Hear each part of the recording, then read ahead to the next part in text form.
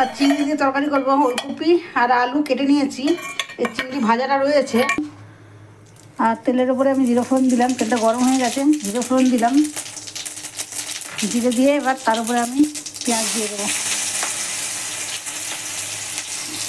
পেঁয়াজ দিয়ে দেবো, পেঁয়াজটা একটু ভাজা ভাজা করবো।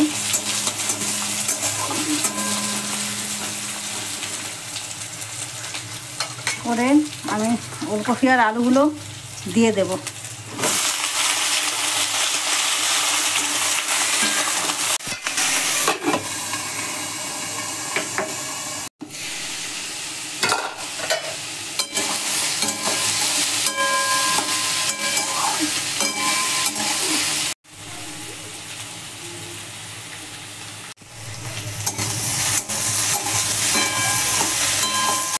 হলুদ দিলাম,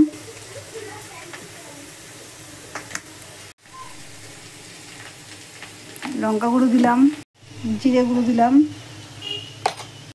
ধনে গুঁড়ো দিলাম, একটু জল,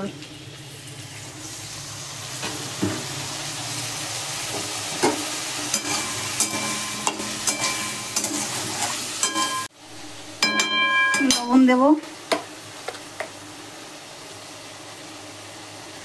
লবণ দিলাম, আর একটু লাগবে। তরকারিটা দারুণ লাগে খেতে চিংড়ি দিয়ে করলে।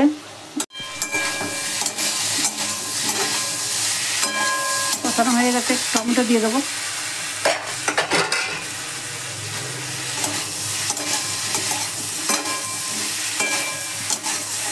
ঢাকা দিয়ে দেবো, টমেটোগুলো নরম হোক।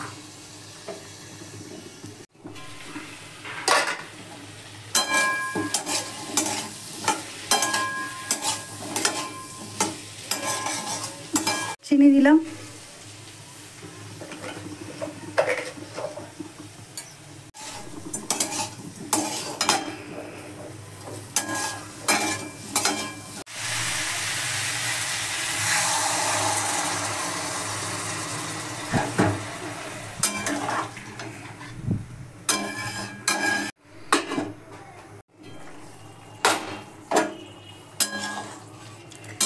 এবার চিংড়ি দিয়ে দেবো আমি।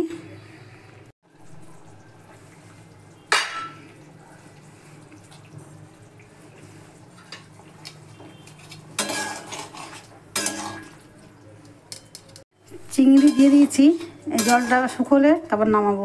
ধনে পাতা দিয়ে দেবো, ব্যাস। জোরে দিয়ে দিই গ্যাসটা। এই তরকারি হয়ে গেছে,